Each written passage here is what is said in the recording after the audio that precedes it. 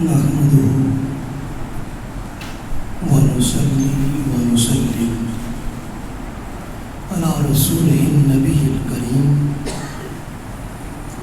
أما بعد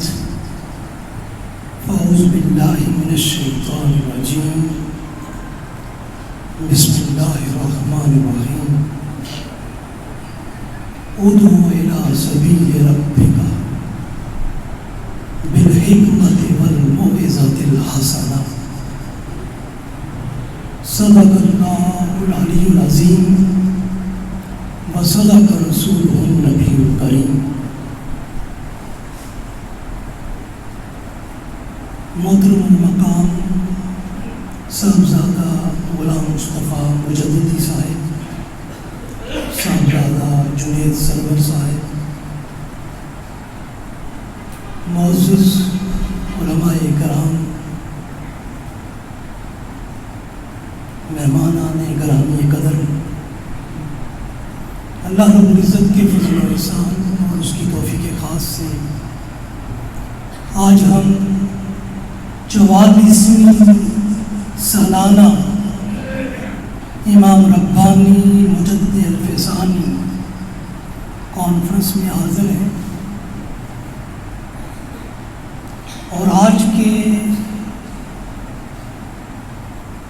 اس اجتماع میں اور اس کانفرنس میں میرا موضوع دعوت مجدد کے اسلوب کی عصر حاضر میں ناگزیریت، اس موضوع کے حوالے سے اختصار کے ساتھ اپنی چند معلومات پیش کروں گا۔ حاضرین گرامی قدر، جب ہم دعوت کی بات کرتے ہیں، اللہ کے دین کی دعوت، یہ بہت بڑے اعزاز کی بات ہے۔ تو اللہ کے دین کی دعوت، یاد رکھیں، دو چیزوں پر مشتمل ہوا کرتی ہے۔ اگر یہ دو چیزیں اس دعوت اسلام کے اندر شامل ہو جائیں تو یہ دعوت اثر انگیز ہوتی ہے، اور اگر یہ دو چیزیں اس دعوت سے خالی ہو جائیں تو وہ دعوت بے اثر ہو جاتی ہے۔ اور وہ دو چیزیں کیا ہیں؟ قرآن حکیم نے اس آیہ کریمہ کے ذریعے اس کی طرف اشارہ کر دیا ہے۔ فرمایا بالحکمہ ادعو الی سبیل ربک، تم میں سے ہر کوئی اپنے رب کی طرف، اللہ کی مخلوق کو، اللہ کے بندوں کو بلائے، لیکن حکمہ کے ساتھ، حکمت کے ساتھ۔ اور دوسری چیز فرمایا والموعظۃ الحسنہ، موعظۃ الحسنہ کے ساتھ۔ جب حکمت الہیہ دعوت میں ہوتی ہے، موعظۃ الحسنہ ہوتی ہے، وہ دعوت اثر پذیر کرتی ہے، لوگوں کی نگاہوں کو بھی بدلتی ہے، لوگوں کے ذہن و قلوب کو بھی بدل کر رکھ دیتی ہے۔ حاضرین گرامی قدر، ایک دائی، دعوت دینے والا جب اپنے زمانے میں دعوت کو بپا کرتا ہے تو اس دعوت کو اس زمانے کے مختلف چیلنجز درپیش ہوتے ہیں۔ اگر دائی ان دعوتی چیلنجز کا مؤثر جواب دے دے تو اس کی دعوت نہ صرف سنی جاتی ہے بلکہ ہر سطح پر پذیرائی بھی پاتی ہے اور قبولیت بھی پاتی ہے۔ شیخ احمد سرہندی مجدد الفسانی رحمۃ اللہ علیہ نے جب 10ویں صدی ہجری میں اپنی دعوت شروع کی تو ان کی دعوت اسلام کو 3 بڑے چیلنجز کا سامنا تھا۔ ایک حکومتی قوت و طاقت کے ساتھ عقیدہ توحید کو مسخ کیا جا رہا تھا، چیلنج حکومتی سرپرستی میں عقیدہ رسالت اور ختم نبوت کے عقیدے کو نیست و نابود اور شکوک و شبہات کا شکار کیا جا رہا تھا۔ تیسرا چیلنج آپ کی دعوت کو جو پیش تھا وہ حکومتی مشینری اور ادائے اسلام کے ذریعے اسلام کی عملی تعلیمات کو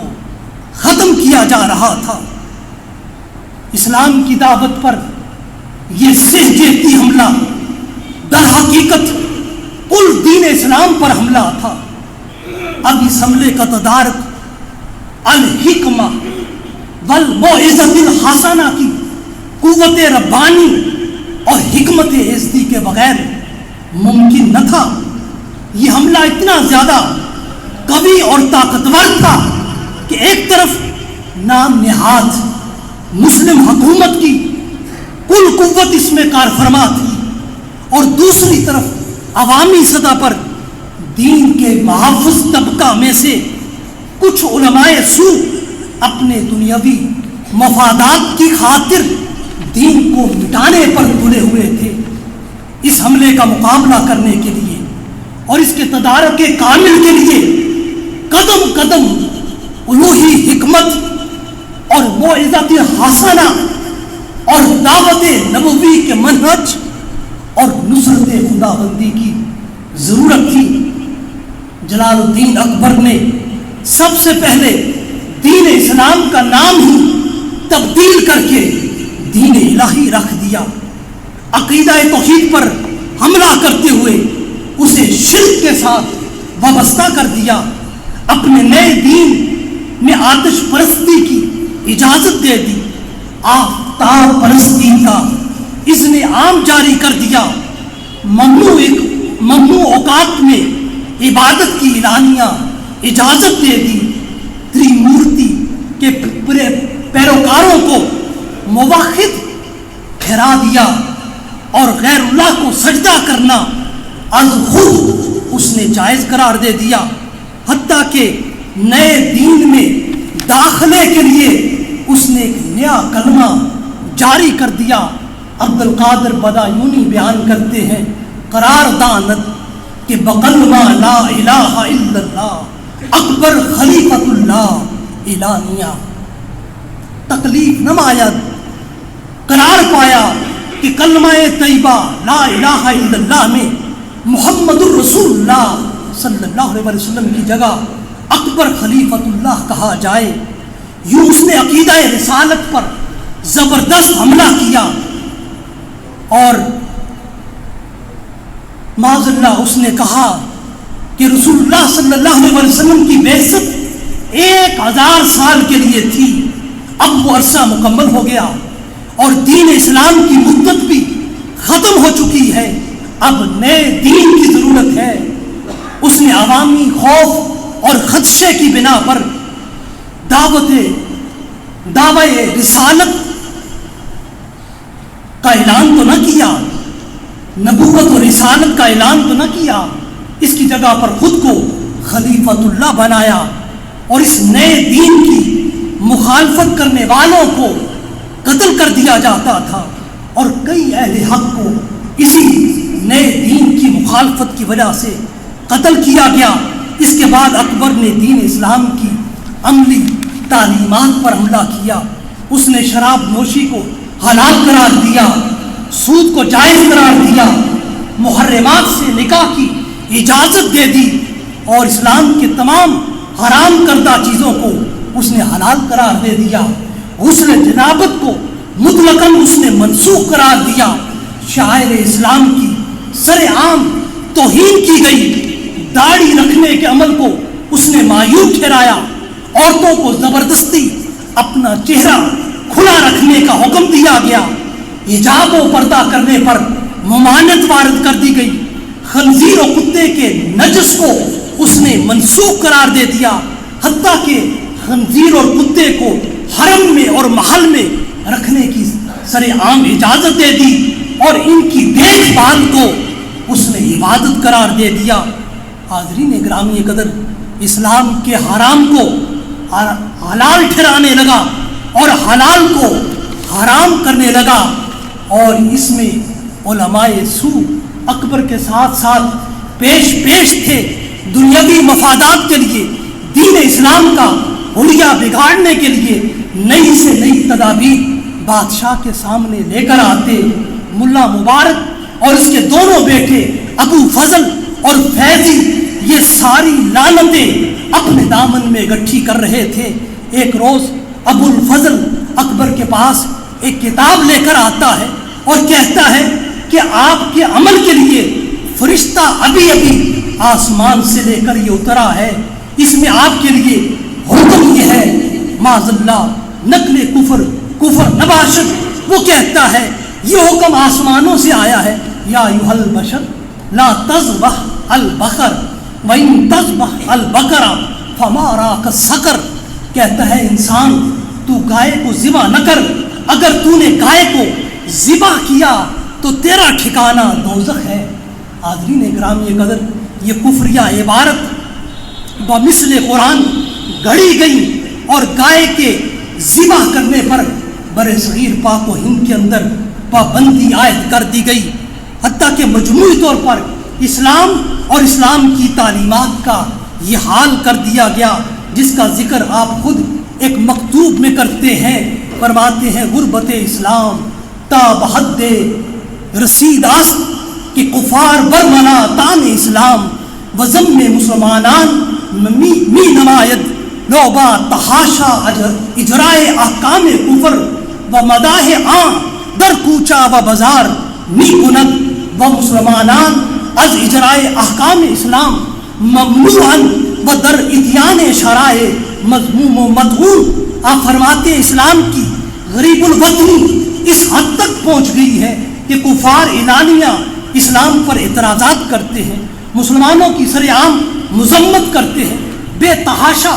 احکام کفر کا اجرا کرتے ہیں، کوچہ و بازار میں کفر و کفار کی مدح و ثنا کرتے ہیں، اور مسلمانوں کو احکام اسلامی کے اجرا سے سختی سے روکتے ہیں اور احکام اسلامی کو بجا لانے میں ان کی مذمت کرتے ہیں اور ان کو طعن و تشنیع کا نشانہ بناتے ہیں۔ حاضرین گرامی قدر، مجدد الف ثانی کی دعوت کو یہ چیلنجز درپیش تھے کہ آپ نے اپنی دعوت کو ادعو الی سبیل ربک بالحکمہ والموعظۃ الحسنہ کہ قرآنی نور سے اور نبوی منہج پر استوار کیا۔ آپ نے بادشاہ کے خلاف خروج نہیں کیا، کسی قسم کی بغاوت بپا نہیں کی، اور نہ ہی اکبر کے خلاف کسی قسم کا فتوائے کفر دیا ہے، نہ فتوائے فسق دیا ہے، نہ فتوائے دلالت جاری کیا ہے، اور نہ ہی آپ نے اس کے لیے کسی قسم کا سب و شتم کا تبلیغی حکم جاری کیا ہے۔ اسی طرح حضرت مجدد الف ثانی نے ملا مبارک، ابو الفضل اور فیضی کے لیے بھی کوئی کفر کا فتویٰ جاری نہیں کیا، کوئی فسق کا فتویٰ جاری نہیں کیا، کوئی گمراہی و دلالت کا فتویٰ جاری نہیں کیا، اور نہ ہی ان کو سب و شتم کا نشانہ بنایا ہے، نہ ہی ان پر گالی گلوچ کی زبان کھولی ہے۔ آپ نے اپنی دعوت کو اس نہج پر وابستہ کیا کہ آپ دین اسلام پر اس ہمہ جہتی حملے کا تدارک کیسے کر سکتے ہیں۔ آپ نے یہ سوچا کہ بادشاہ اور اس کے وزراء نے جو دین اسلام پر حملہ کیا ہے، میں اس کا دفاع کیسے کر سکتا ہوں، میں اس کا تدارک کیسے کر سکتا ہوں، میں اپنے صاف و شفاف دین کا نکھرا ہوا چہرہ اس امت کے سامنے اور لوگوں کے سامنے کیسے لا سکتا ہوں۔ آپ کی توجہ اس طرف رہی، آپ نے نواب فرید خان بخاری کو جو بادشاہ کا مصائب خاص تھا اس کو لکھا۔ بادشاہ کی مثال ایک جسم میں دل کی مانند ہوا کرتی ہے، اور اس کی اصلاح سے سارے جسم کی اصلاح ہے، اور اس دل کے فساد سے سارے جسم کا فساد ہے۔ فرمایا کہ بادشاہ کی درستگی سے، اس کے درست ہونے سے، ٹھیک ہونے سے اس جہاں کی آبادی ہے، اور بادشاہ کے خراب ہونے سے جہاں کی تباہی ہے۔ آپ نے اپنی اس اصلاحی کاوش میں بادشاہ کے سارے وزیروں کو خطوط لکھے اور اصلاح احوال کی ان کاوشوں کو پیغمبرانہ کاوشوں کا تسلسل قرار دیا، جس کے نتیجے میں بادشاہ کے دربار میں اصلاح احوال کی ایسی شمع روشن ہوئی کہ اکبر کی وفات کے بعد جب جہانگیر تخت نشین ہوا تو پہلے وہ آپ کا مخالف رہا، اس نے آپ کو سجدہ تعظیمی پر مجبور کیا اور سجدہ نہ کرنے پر آپ کو گوالیار کے قلعہ میں بند کر دیا، قید کر دیا۔ بالآخر نصرت عزتی سے اس کی بیماری آپ کی رہائی کا سبب بن گئی، مگر تاریخ انسانیت میں یہ عجیب رہائی تھی، تاریخ انسانیت میں یہ عجب رہائی تھی۔ جو رہا کرنے والے تھے وہ شرائط متعین نہیں کر رہے تھے، جو رہا ہونے والا تھا وہ اپنی رہائی کے لیے شرائط متعین کر رہا تھا۔ آج تک فلک نے ایسا نظارہ دیکھا نہیں ہے جو حضرت شیخ مجدد سے سرزد ہوتا ہے کہ آپ اپنی رہائی کے لیے شرائط متعین کرتے ہیں۔ آپ نے فرمایا میں اپنی رہائی کے لیے چند شرائط رکھتا ہوں، اگر تمہیں یہ منظور ہے تب میں جیل سے باہر آؤں گا۔ آپ نے فرمایا تمہیں میری رہائی کے بدلے میں اس پوری ریاست میں، اس پورے خطے میں جہاں جہاں پر سجدہ تعظیمی ہوتا ہے اسے موقوف کرنا ہوگا، سجدہ تعظیمی کا خاتمہ کرنا ہوگا۔ گاؤں کشی پر، گاؤں کی ذبح کرنے پر جو تمہیں پابندی عائد کی ہے اس پابندی کو اٹھانا ہوگا اور مسلمانوں کو سرعام گائے ذبح کرنے کی اجازت دینا ہوگی۔ اور ساتھ فرمایا جتنی مسجدیں اب تک تم نے منہدم کی ہیں ان ساری مسجدوں کو دوبارہ تمہیں تعمیر کرنا ہوگا اور مدارس دینیہ کا قیام کرنا ہوگا، شرعی محتسب مقرر کرنے ہوں گے، قاضی مقرر کرنے ہوں گے، بدعات کا اور جاہلانہ رسومات کا تمہیں خاتمہ کرنا ہوگا، اور اسلام کی تمام حرام چیزیں جن کو تم نے حلال کیا ہے ان کو اسی طرح تمہیں بحال کرنا ہوگا، حرام کو حرام ہی ماننا ہوگا۔ حاضرین گرامی قدر، یہ شرائط حضرت مجدد الفسانی جہانگیر کے سامنے رکھ رہے ہیں تو عجب نظارہ ہے۔ رہائی پانے والا یہ شرائط متعین کر رہا ہے اور رہائی دینے والا سر تسلیم خم کر رہا ہے، آپ کی ساری شرائط کو تسلیم بھی کرتا ہے اور اپنے پہلے کیے پر معافی بھی مانگتا ہے۔ تاریخ انسانی کی یہ انوکھی رہائی اس طرح عمل میں آئی کہ اسلام بھی بہت ساری کفریہ قیدوں سے رہائی پا گیا، اسلام سر بلند ہوا، الہ کلمت اللہ کا ماحول سازگار ہوا، اسلام کا نام لینا اور اسلام پر عمل کرنا شرف انسانیت اور عظمت آدمیت کا باعث بنا۔ حاضرین گرامی قدر، ایسی دعوت مجدد اور دعوت اسلام کی فی زمانہ اسلام کو ضرورت ہے جس میں کفر کے فتوے نہ ہوں، جس میں فسق کے فتوے نہ ہوں، جس میں اختلاف رائے کو خلاف اسلام نہ بنایا جائے، جس میں علمی اختلاف کو دین سے خروج کا باعث نہ بنایا جائے، جس دعوت میں گالی گلوچ نہ ہو، جس میں سب و شتم نہ ہو، جس میں کافروں کو مسلمان بنایا جائے، جس دعوت میں غیروں کو اپنا بنایا جائے، جس میں اسلام کی روشن تعلیمات کو عام کیا جائے، جس میں اسلام کے پرعظمت چہرے کو دنیا بھر میں نکھارا جائے، دنیا بھر میں دکھایا جائے۔ حاضرین گرامی قدر، عصر حاضر کو آج اسلام کی ایسی دعوت کی ضرورت ہے جس میں محبت ہو، جس میں الفت ہو، جس میں انس ہو، جس میں چاہت ہو، جس میں اسلام کی رفت کا پیغام ہو، جس میں سطوت اسلام کا پیغام ہو۔ عصر حاضر کی دعوت فرقہ بندی اور فرقہ واریت کی دعوت ہے، یہ اسلام کی دعوت نہیں ہے، یہ دعوت عصر نہیں ہے، یہ دعوت اسلام نہیں ہے، یہ دعوت قرآن نہیں ہے، یہ دعوت سنت رسول نہیں ہے۔ اس لیے اقبال مجدد عصر سے، مجدد الفسانی کی بارگاہ سے فیض پاتے ہوئے عصر حاضر کے داعی اسلام کو فرقہ بندی کی اس دعوت سے سختی سے منع کرتے ہوئے یوں نصیحت کرتا ہے، فرقہ بندی ہے کہیں اور کہیں ذاتیں ہیں، فرقہ بندی ہے کہیں اور کہیں ذاتیں ہیں، کیا زمانے میں پنپنے کی یہی باتیں ہیں، کیا زمانے میں پنپنے کی یہی باتیں ہیں۔ حاضرین گرامی قدر، فرقہ واریت اور فرقہ بندی اسلام کے فروغ میں اتنا بڑا عصر حاضر کا بت ہے۔ اسلام کو روحانی قوت اور طاقت سے، اسلام کی اس روحانی قوت اور طاقت اسلام کی طاقت سے اس بت کو پاش کرنے کے لیے اقبال مجدد الف ثانی کی تربت پر، آپ کی لحد پر اکتساب فیض کے لیے حاضر ہوتا ہے۔ آئیے ہم تمام داعیان اسلام، تمام مسلمان بھی اقبال کے ساتھ اپنے تصور کی دنیا میں ان کی لحد مبارک پر آج اسلام کے اس مشکل دور میں، آج مجدد پاک کی لحد پر تصور میں حاضری دیں، اس لیے کہ وہ ہستی وہ ہے جو زیر فلک مطلع انوار ہے، وہ صاحب اسرار ہے، وہ سرمایہ ملت کا نگہباں ہے۔ اور اقبال کی زبان میں ہر کوئی یوں کہے حاضر ہوا میں شیخ مجدد کی لحد پر، وہ خاک کے ہے زیر فلک مطلع انوار، اس خاک کے ذروں سے ہیں شرمندہ ستارے، اس خاک میں پوشیدہ ہے وہ صاحب اسرار، گردن نہ جھکی جس کی جہانگیر کے آگے، گردن نہ جھکی جس کی جہانگیر کے آگے، جس کے نفس گرم سے گرمی احرار، وہ ہند میں سرمایہ ملت کا نگہباں، وہ ہند میں سرمایہ ملت کا نگہباں، اللہ نے بر وقت کیا جس کو خبردار،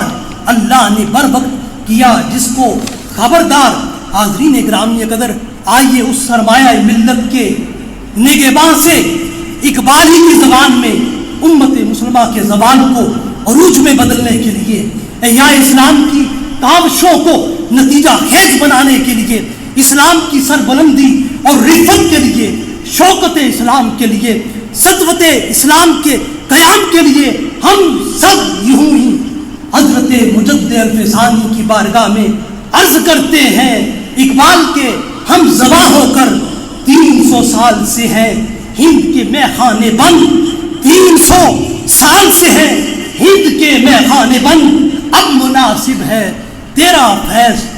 ہو عام ہے ساقی، اب مناسب ہے تیرا فیض ہو عام ہے ساقی، تیرا فیض ہو عام ہے ساقی۔ باری تعالیٰ اس خوبصورت کانفرنس کو اپنی بارگاہ میں قبول و منظور فرمائے، اور اس خوبصورت کانفرنس کے انعقاد پر میں تمام منتظمین کو مبارکباد پیش کرتا ہوں، اور اس کے ساتھ ساتھ تمام مقالہ نگار اور مقررین اور مہمانوں کا سب کا صاحبزادہ صاحب کی طرف سے، انتظامیہ کی طرف سے شکر گزار ہوں۔ اللہ رب العزت اس آستانے کو آباد و شاد رکھے، اور یہاں پر میخوار آتے رہیں اور شراب حقیقی کی میں پی کر جاتے رہیں۔ وآخر دعوانا الحمدللہ۔